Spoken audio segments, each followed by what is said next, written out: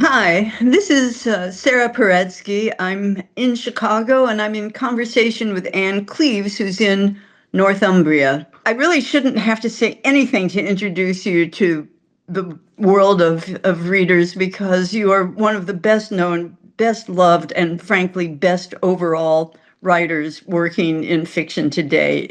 Not just crime fiction, but just fiction. The depth of your understanding of character really comes through so clearly in everything you write. And, of course, um, you have a history. You've been a library outreach person. I'm sorry, a paraglider. Do I have that right? No, No, no, I'm okay. not brave at all. Oh, okay. Paratrooper. No, I'm getting stories confused. But where I'd like to start, the Killing Stones, which you will be getting as a result of being part of this wonderful discussion. The Killing Stones takes us back to Shetland and to a series that is really my personal favorite. I guess maybe because it's where I first came to you as a reader, but also because of the setting. I would say that there's no one who writes more compellingly about setting than you do. And as I was rereading um, The Killing Stones this week, Willow and Jimmy talking together, and Willow says to Jimmy, she says, "I needed a bit of a walk to get a feel for the place again. You know how I work, Jimmy. It's all about the place." Jimmy nodded. He knew how she worked. He knew it was all about the place. So take us to to the islands, to the Shetland Islands, and And now to Orkney because they've moved to Orkney. you've just started a new newsletter blog. So I'd like you to start Yeah, with that because you wrote about your introduction to the islands and that, and everyone that's should hear right. about that.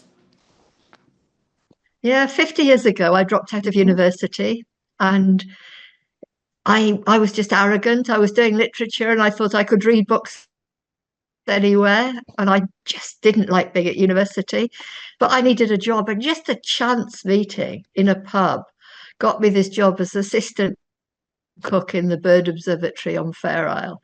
And Fair Isle is one of the Shetland group politically, but it's geographically halfway between Orkney and Shetland.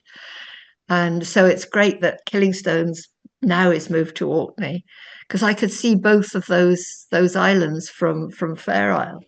And so I went off to work in Fair Isle, and it's about 3.5 miles long, a mile and a half wide, 50 people, lots of sheep, lots of seabirds. And I was cooking in this hostel, which is where serious natural history research was taking place, but also it's a place where anyone who wants to visit the Isle can stay. So that was 50 years ago. And I met my husband there. He came as a visiting bird watcher, and we got engaged there the next year. But I went back in June, so midsummer, beautiful. It's a long way north. It's on the same line of latitude as bits of Alaska and Greenland. And it was magic going back. I've been back and forwards since then, but just walking down the island, I could have been 20 again. I don't know about you, but just felt very grounded in that place. And I was the same woman. I was that 20-year-old woman walking down the island, going to meet islanders and listen to their stories and drink their tea. So yeah, it was a very special time. And I write about that in the newsletter.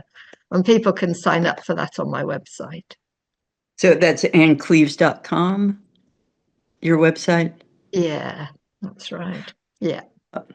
Someone has put it in the chat room. If you want to sign up for Anne's newsletter, just go to the chat room and there's a link there. So Mhm. I'm hoping this means that Jimmy and Willow will be back sooner rather than later, or is that premature? Yeah. I loved writing that book because I'd moved them to Orkney, which is a different set of islands. It's closer to Scotland, it's greener, it's much more fertile. It's not so far north. And it was a new place for me to write about. And at the end of Hmm. the Shetland books, after 8 books, I thought I'd really come to the end. I was a bit bored with Jimmy. Yeah. He's he needed a bit of a kick up the bum and to do something a bit different. And so I sent him and Willow off to Orkney, thinking that that would be it. That was the end of the series. But I do love those Northern Isles, and I love an excuse to go back. And as you say, for me, it's place, because I think place is much more than just a backdrop to the action. It's where we're rooted. I can't imagine you writing about anywhere other than Chicago, because you're so much a part of that city, and you understand that city, and you understand the people. And I think I wanted to go and find out about this new group of islands that I've known for 50 years on and off. But to go back, and you need to sit in a bar and listen to people talking. You need to Hmm. understand their preoccupations, I think, before you can write properly about a place. So just as a side note, one of the preoccupations in this book is this game, BA apostrophe. How do you pronounce that? The bar. The It's ba. short for ball. It just means the ball. It's just dialect word for the ball. Yeah, but everybody calls it the bar. And it's Okay. this mad game that takes place on Christmas Day, because this is a And Christmas have book. you experienced it? You write about it in a way that just feels so claustrophobic. I couldn't bear those scenes. Um, Yeah, no, but have you I been there for haven't the seen ba? it, but I've been on Orkney at Christmas, and so the son of the friends who were staying with went off to watch it. But we were far too sensible. We were sitting in the Croft House eating Christmas lunch and having a dram. So it was much, Yes. but I did hear all about it. And yeah, it's wild. It's a bit like, I don't know, a sort of huge cross between rugby and American football, Mm. but But played in the nobody's got streets. any padding. Yeah, played in the streets. And you have to either get this big, heavy, like a medicine ball, I suppose, either to a place up in the town or down into the harbour. And so you have the uppies and the doonies. And it depends where you lived, which team you play on. And there's a limitless number of players. And the streets are all boarded up. So the shops have their windows boarded so nothing gets broken. And yeah, it's a bit mad. And But it was a Westray, good climax because I wanted to fin sorry? no, go ahead. It's a good climax. You were saying you wanted. Yeah, because I wanted to finish the book on Christmas morning, and that's I when the see. bar I takes place. see. It was a I good see. climax to the action. And Westray is an actual island in this archipelago, right? Yes, So how do you yes. navigate creating fictional places in the middle of what's not a very populated area? And do people think they see themselves in the book or Yeah, when I went back to Fair Isle, there's an older guy. He's in his 80s now, but he must have been, I suppose, in his 30s when I first met him when I was on Fair Isle. And he is absolutely convinced that he's Jimmy Perez. I mean, he was anyone less like Jimmy Perez, it would be hard to imagine because he was wicked. I mean, he was known for being a bit of a rascal and led his wife a merry dance. But he is convinced that he is Jimmy Perez, and he's very proudly on his wall has a photo of him and Doogie Henshaw, who played Jimmy Perez, because they did film one episode in Fair Isle. So yeah, all the tourists that come, he tells them that he is the model for Jimmy Perez. So there is that. But Westray was interesting because I did go in and spend a few days there with a friend um, who grew up there and whose parents still farm there. So we had a good day of looking around and taking lots of photos. So I would have those to go back on. Um, so yeah, so one of the oh, that's my sorry. research. One of the things Yeah, that that's my is really research. central to the book, of course, are the story stones specifically, but the standing stones.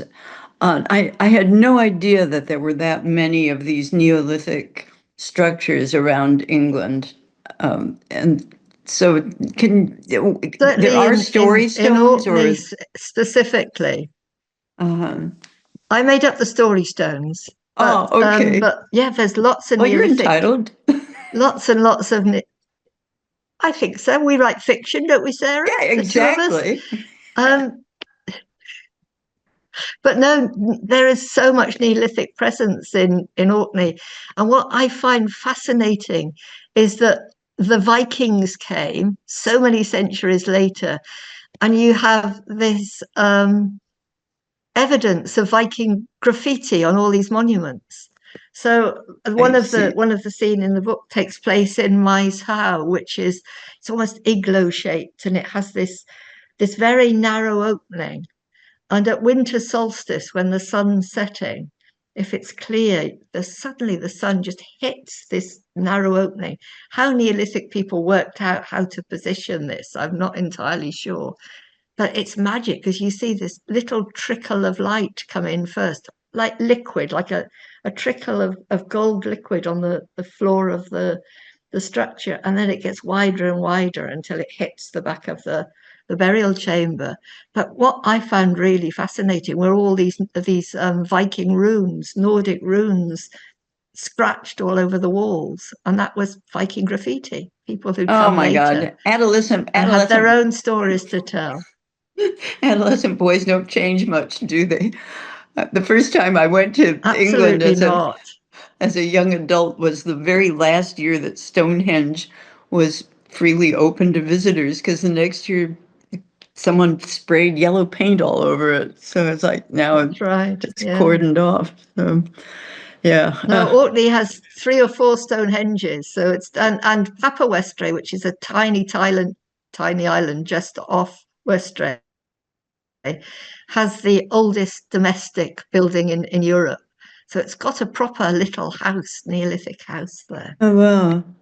Yeah, I should look at a better map than Google Maps to see the connection between Scandinavia and the Orkneys, because I guess they sort of trail up there, don't they? Yeah. You know, switching a little bit, one of the things that I found really interesting in this book was the relationship between Willow and Jimmy, because she is sort of his boss, not exactly his boss, and how they're working out the dynamic of that relationship.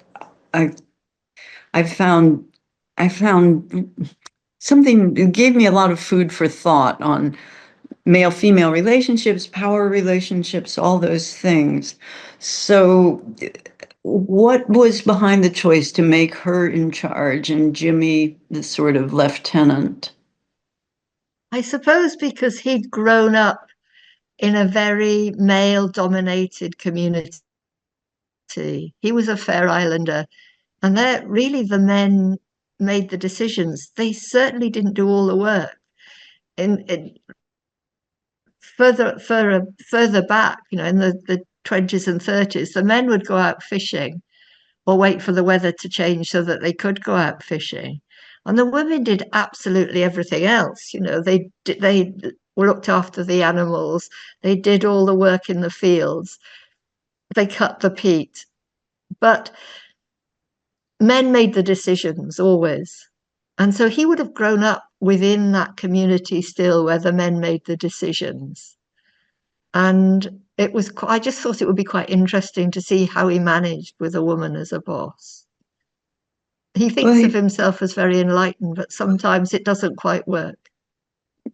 yes, as with the relationship, Ellie is, for those of you who are new to the series, which is hard to believe, but Ellie is one of his um, subordinates. And that's really where that dynamic, where you see it most clearly, rather more than with him and Willow, where he has to force himself to step back and hold back. He sort of has a comeuppance with Ellie, his Yeah. immediate subordinate.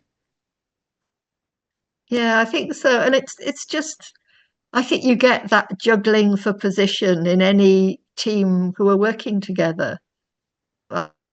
And at least he listens and at least he knows when he's being a bit bossy.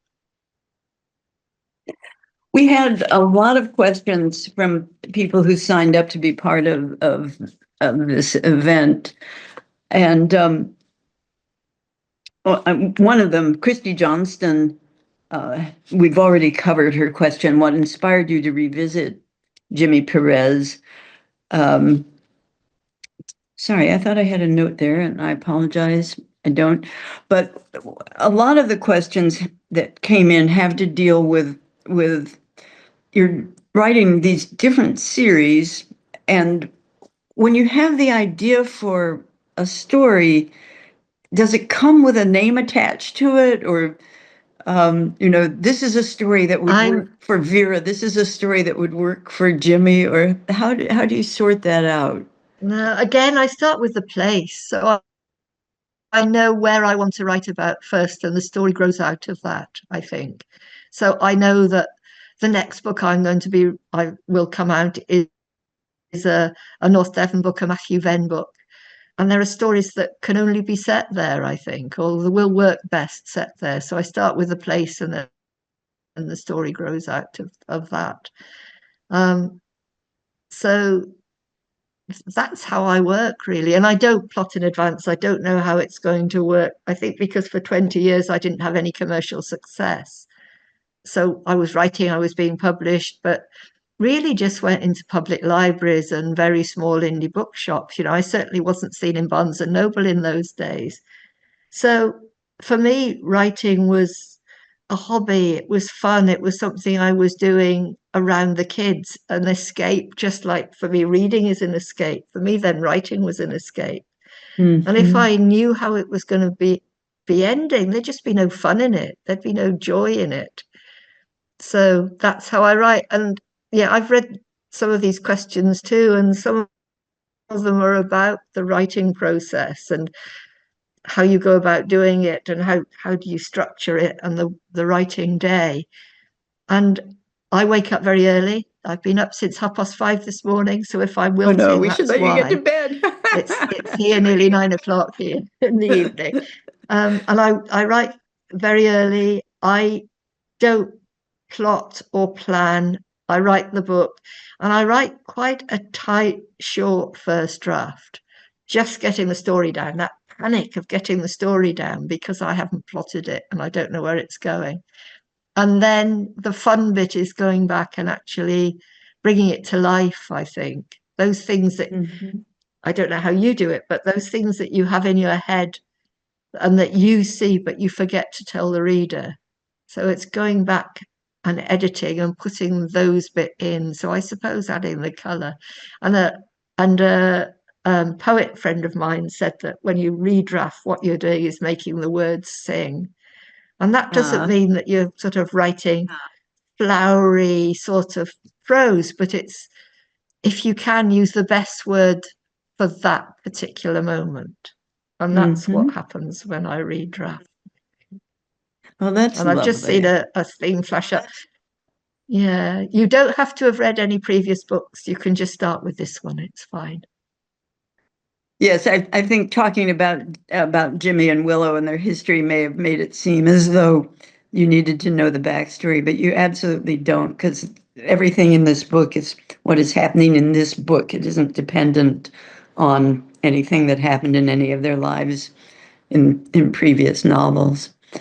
No, life's too short for me to have gone back and reread all those novels. So no, I started off I was lucky to have with this one. To have Dorothy Salisbury Davis as a friend and as a mentor. And she died a number of years ago. She was born in 1916, but she could remember all of her books, all of the titles, the publication date, and I am hard put with to come up with that kind of list. And did these things happen? And did I even write that? I can't remember that sometimes, which is really embarrassing. People always ask about writing process, and it's a question that used to drive me mad because it's so individual and idiosyncratic. But lately I've come to see the question in a different light, because it's not, do you write in your pajamas? Do you have to walk the dog first? It's really, what is the process of taking an idea and turning it into a story. And that encompasses your history, the things that spark an interest in you, and also keys off what's happening in the present moment in the world around you. It keys off what's happening in your personal life around you. So I think it's a question that's almost impossible to answer, and yet you're drawing on all these things. And so I wonder if you can talk just a little bit more about your poet's eye as you turn your initial little tightly knit ball of yarn into this lovely Fair Isle sweater. Yeah, it is. It's tricky, isn't it? And lots of writers get a bit sniffy when people ask them when they get their ideas from. But I think that's really interesting because just unpicking where those threads that come into a story have arrived from is, I find that quite interesting.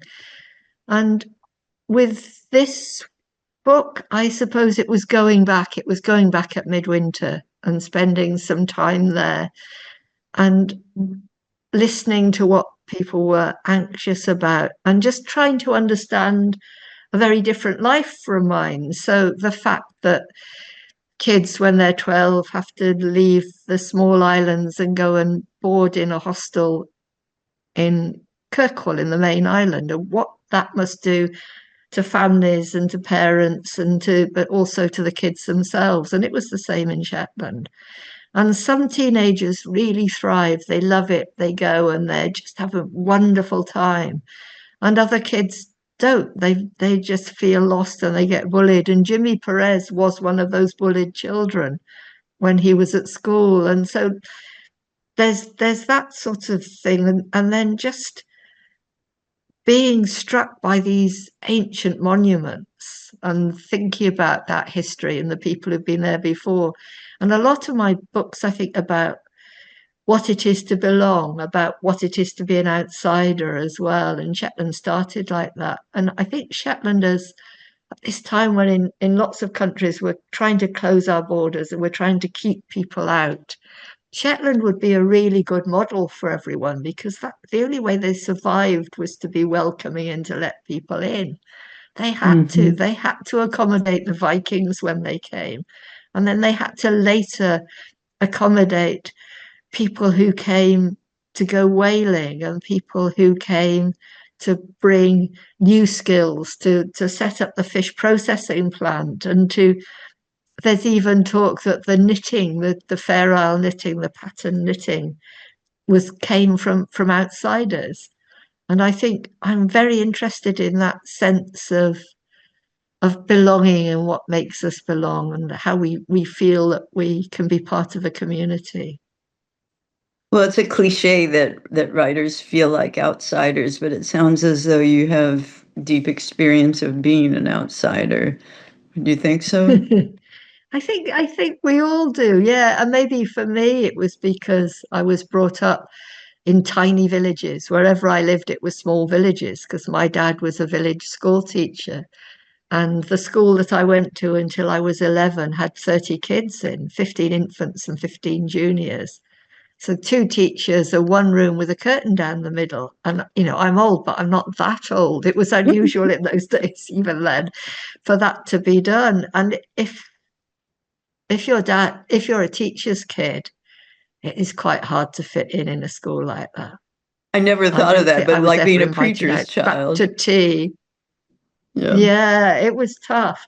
And so I always was because I had to behave, you know, the rules were stricter for me than for anybody else, as well as the kids not trusting me. You know, my dad was much harder on me than he was to the other children, not wanting to show any preference. And so, yeah, I was very much the outsider looking in and just making up stories about it all. Yeah. Still, even Yeah. then, just making up Yeah. stories. Yeah, I hear that. I actually went to a two-room school, but it was much more formal. We had two separate rooms. We didn't have a curtain down the middle. Oh well. But I it, bet you we had chemical toilets outside as well, which stank all through the summer. It was oh dreadful. God. Anyway, they closed that school because it was so basic, and it was the best thing that could have happened because my father got a job in North Devon. So I moved from Herefordshire, right in the middle of the country, down to North Devon, where suddenly it was if the sun came out. It was wonderful. And that's where the Matthew Venn book, of course, is set. So. Yes, I was thinking that one of the things Americans, when we think of England, we tend to think of London. And one of the lovely things about your books, of course, is that they're not London. They're mostly in the north, um, in Northumbria, or Vera's. Is Yeah. Vera in Northumbria? Yeah, Vera's in Northumberland, and that's where I live. I live here in Whitley Bay on the coast. And I'm sat in my kitchen, which is where I write at the kitchen table, and I love it. Yeah, it's on the edge. It's by the sea. Oh, that's lovely, sitting at the kitchen table. Gosh. I climb up to an attic to write. Maybe I should just stay in the kitchen. Maybe that would be more inspirational. I'm just looking at the list, and um,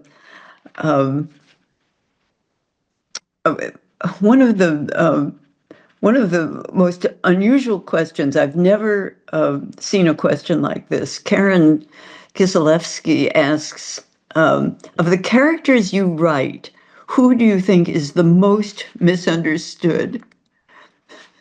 I saw that and thought it was really interesting too. I think probably Vera must be that. She's a middle-aged woman, a woman of a certain age, and not bonny at all, not at all pretty, not at all glamorous. And so I think she's probably overlooked. You can see her going into a meeting and people just not seeing her and then not listening to her. And I think that's probably my most misunderstood character. Right. It's interesting, isn't it? And And when you get it's great fun writing characters that are misunderstood and not properly seen, because you can see the world through their eyes and tell their story. Well, that's yes, absolutely. And as you're hearing from readers, who is the character that they seem to respond to most? Do they respond most to Vera A because lot she of that is is down so? to the television, I think, because people have seen the television, and Brenda Blethyn, who plays Vera, is so she's a reader, so she reads the books when she Mm-hmm. was working. She read the books, not just the scripts. And Mm-hmm. so she was very close, I think, to the Vera of the books. And it was like having a representative on set. She really understood the character, and she would fight to keep her integrity. So if there was a new script writer, I'd sometimes get a little note from Bren saying, "I don't think our Vera would do this, do you?" And the script would go back and be rewritten. It was wonderful. So Yes. yes, so people I think warm to her, and they probably warm to Dougie Henshall. But I love the Shetland series without him. I like those two strong women, Ashley Jensen and Alison O'Donnell, who play Tosh and Ruth. I quite like Shetland without Dougie. Mm-hmm. Mm-hmm. But I brought him back in the book anyway. Yeah. No, I don't think you need him to tell a Shetland story. You need the islands themselves, have as you have said. It's because it really is that place, and then you can people it with all these amazing characters. Rona Pietrek, just we have a lot of comments in the when someone says, Paula Munoz says any of Anne's books is a gateway drug to all of them, which is Well, thank you, Paula. and Philadelphia, New Jersey, Chicago, all checking in. New York City, Westport, Connecticut, where I spent some of my most unhappy days as a late adolescent. Just want to remind you that if you purchased a ticket that included a book, you will get that with a signed book plate in about 8 to 10 days after the end of the show. And I'm not seeing anything else that I've we just need to seen a respond to. question come up. How did I first get published, and what is my best business advice? It was a lot easier getting published when I started. Yes. Um, I I just sent my manuscript off to a publisher, or actually, I think to 3 publishers. The third one, anyway, took it. So in those days, there were slush piles. They would look at unsolicited manuscripts. I think because in the 80s, when I was first published, it was becoming cheaper to produce books. And so publishers were willing to take more of a risk. They still paid incredibly small advances, certainly to me. And I don't think they'd realized that there were only a limited number of bookshelves in the bookshops. So at that time, they seemed to take on lots and lots of new authors, but Mm-hmm. didn't realize that they would need someone to sell them for them. So I was published, but I didn't sell very well. But Mm-hmm.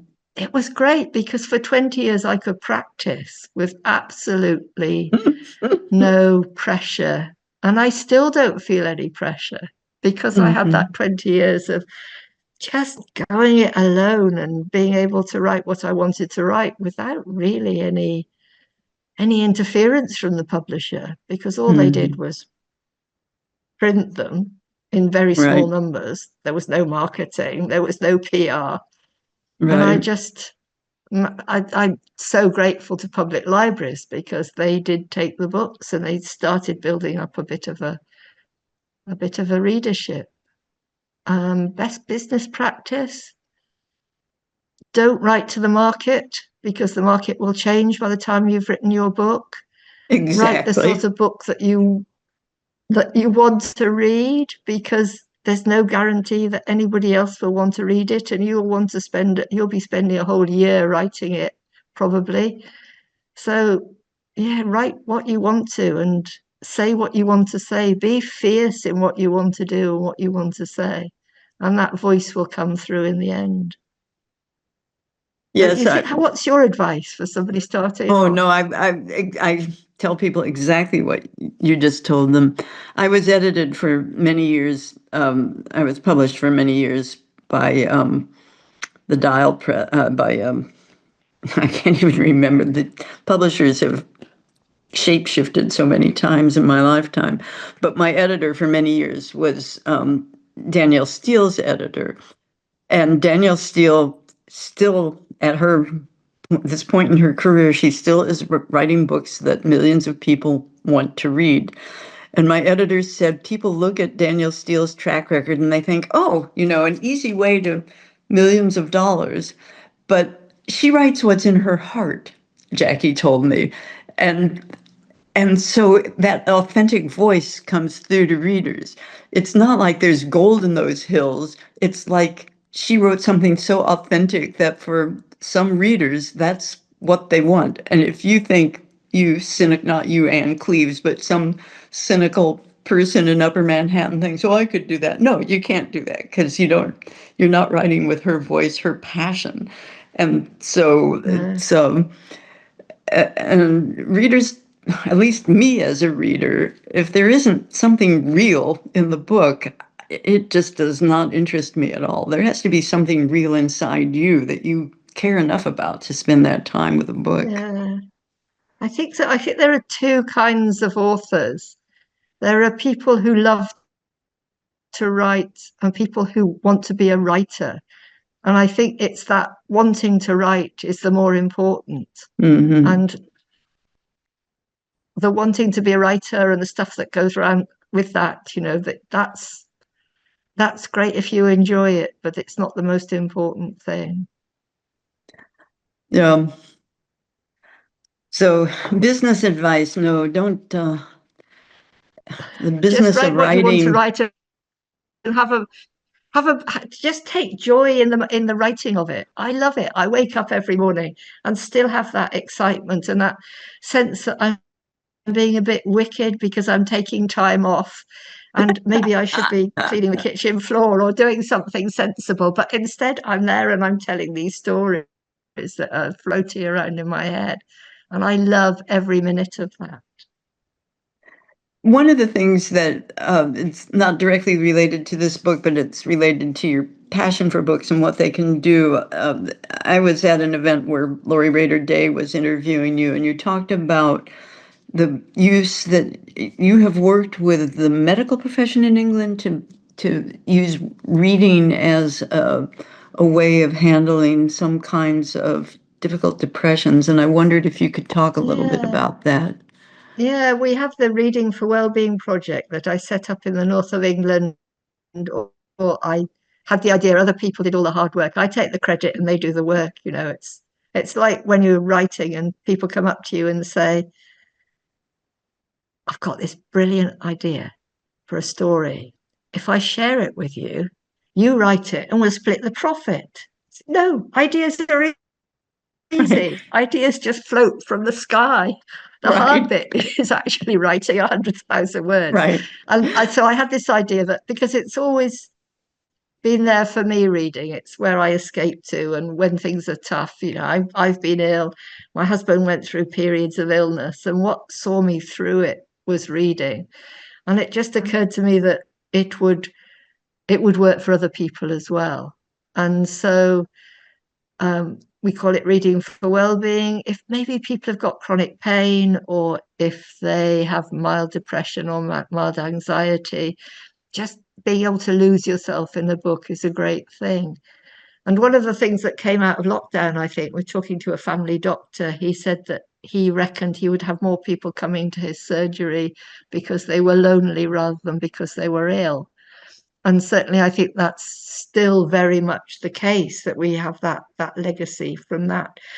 So we have 14 properly trained and paid project workers working throughout the north of England. And I think it's very different in the States because we have something called the social prescribing system. So doctors, if people come into their surgeries and maybe their problem, they're depressed because they're in debt or because their housing's bad, the doctor can't treat that with pills, but he refers them to someone who can help with those problems. And now we've got people referring readers to our reading groups. And we work quite closely with the Queen's Reading Room, which is a charity that Queen Camilla set up. And because she's got lots of clout, much more than us, she's working with lots of neurological research. And they're showing that reading actually alters the way your brain works. And if you just read for 5 minutes every day, it will lower people's blood pressure. Really? So there's all Gosh. sorts of research going on. Yeah, I really. can't imagine All my sorts of high blood research pressure. going I on can't in imagine children. what it would read if I stopped reading. Ah. I know. Don't stop reading, Sarah. You'll make yourself ill. Right.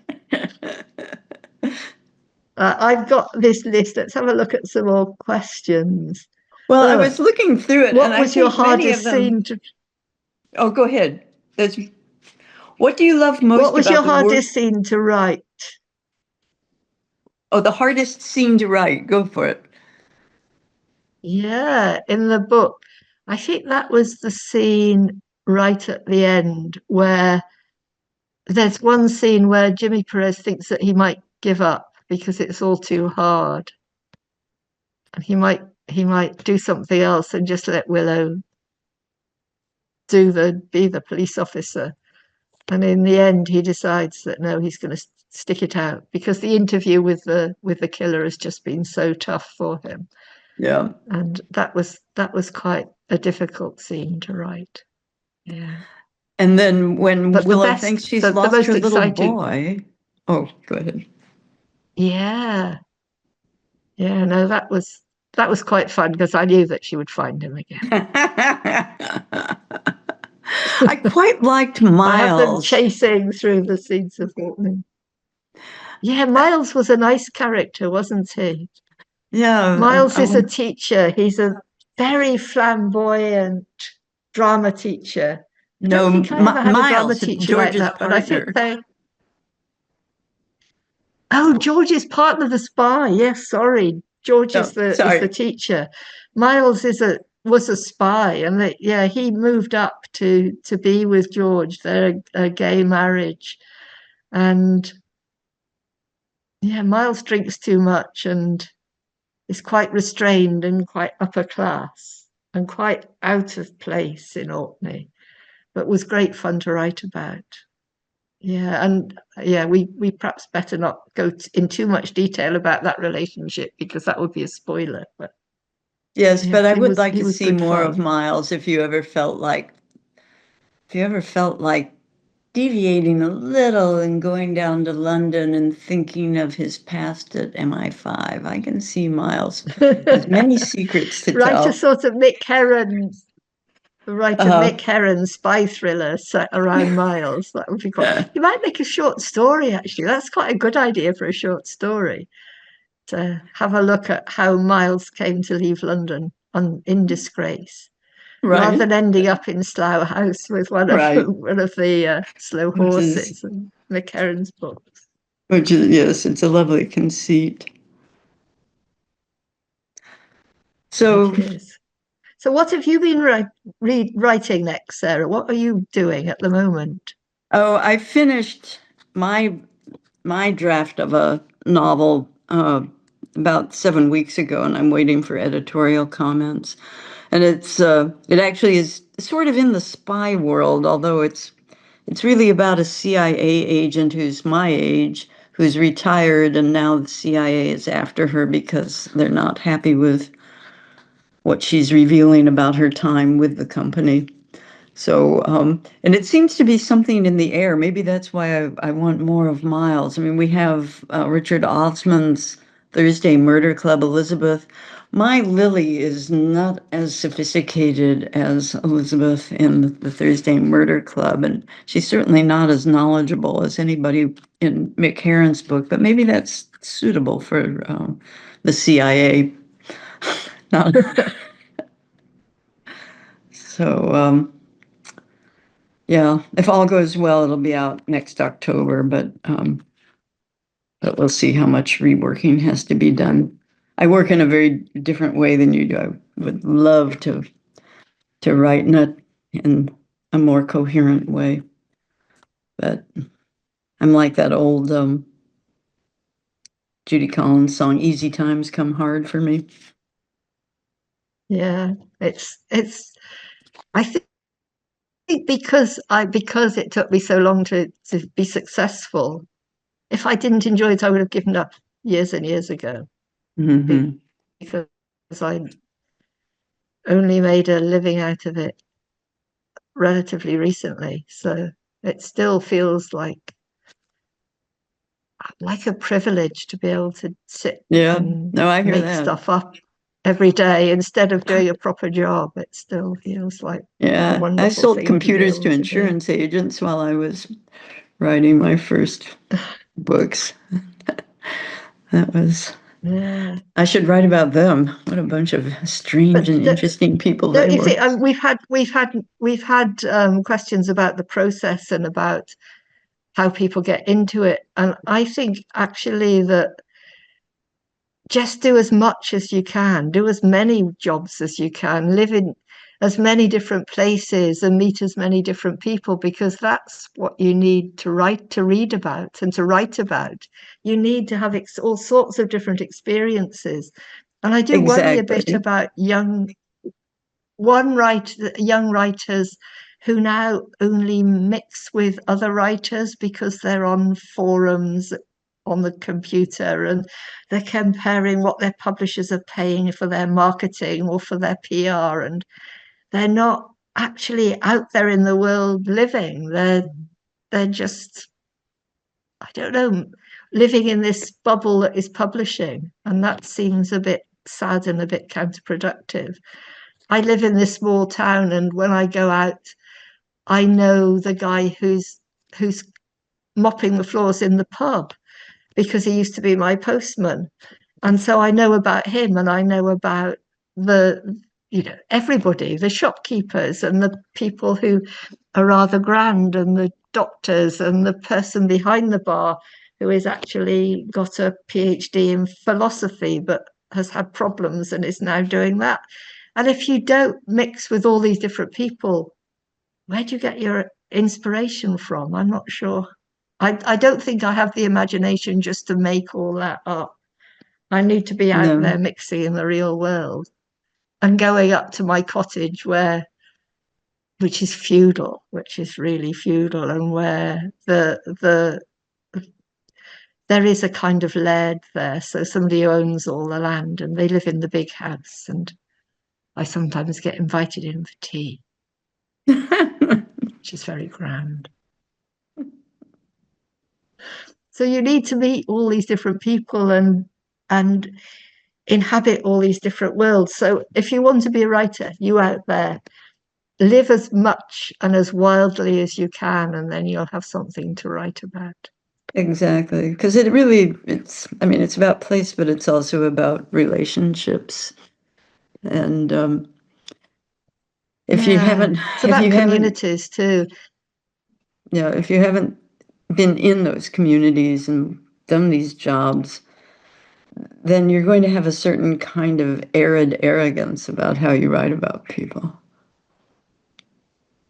I think so, yeah. And I think that's why crime fiction is in lots of ways more real, because we're writing about real dilemmas and real communities. So certainly in the UK, the police service, because we call them a service, not a force.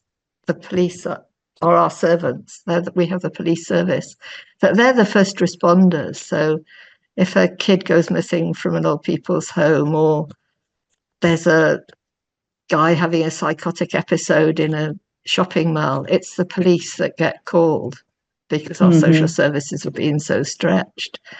And so when we're writing crime fiction, we can write about social justice, so we can write about social problems. And as I know you do, you've been such a great activist in your books. We can do all sorts of things that we might not otherwise be able to do. It would be tricky for a literary author to have quite that sort of scope to explore the problems that we can explore in our novels. Yes, I absolutely agree. Flannery O'Connor said that fiction is about that people are made of dust, and if you're not willing to get your hands dirty down in the dust, then you do not belong writing about people. And I think that's especially true for crime fiction, because that's where law, justice, and society, those three things all come together. You write about them organically. And certainly for me, I'm not writing, so I don't care so much about the actual murder or the puzzle so much. Though it's great if you can have that cheap thrill of the surprise ending. I love that as a reader, and if you can provide it for readers, it's good fun too. But for me, it's about the real basics. It's communities and what holds them together and what pulls them apart, and families and what holds them together and what pulls them apart. And I think in the Killing Stones, I'm trying to do that in a very small community in Westray, in this small island, but in a way that's saying that this can happen wherever you live. It can happen in a big city, but because it's much easier for me to write about in this small island, it illustrates what I want to say more clearly. Mm-hmm. No, you can follow a thread more easily in a small place than in a big place. Even though the crimes may be just as heinous in a small place as in a big place. Yeah, that's right. And I think certainly now, when we seem to be living in a more and more fractured society, the big society has become more and more fractured and polarized and unkind. And it would be hard for me to do that, to do a great expose of what's going on in my country generally, with the Reform UK and the bigotry and the collapse that seems to be happening with any sort of agreement. But we can reflect that in a small way, in a small community, or in a novel that shows a crime and how people respond to it. And it's a story and it's entertainment, but maybe we can say something a little bit more important at the same time. I think that's a good note, an important note to wrap up on. I just want to thank everyone for coming, and thank you for taking the time to be with us in the States when I know this is a hard time to be physically in the States. We're grateful to you for making the time to be here with us today. And I just want to remind you that your books will come in 8 to 10 days. So it sounds to me from the questions as though people have been cheating and reading ahead, even though we're not on the pub date yet. Pub date to It's today. today. Happy pub date to me today. Yeah, today is your pub date. And dang, we should be drinking champagne. I was drinking coffee, but And me. Next that's time, one of the when big I can changes in finally get to publishing. No America, we'll champagne do parties that. on pub date. No, it's fine. And I'll be on UK pub date. I'll be up in Orkney, and I'll be writing all about that in the newsletter. So lots of lovely photos of Orkney. So thanks Oh, very much. And great. thanks so much, Sarah, for chatting. It's been Oh, it was lovely. wonderful to have this time with you. Just wish it could have been in person. Yeah. Well, you'll have to come to me. Okay, will do. That's a promise. And thanks to Barnes and Noble Thank also you. for making this possible. And Yeah, thanks to everybody who came along. okay, cheers. Congratulations. Cheers. And to you. Thank you. Okay.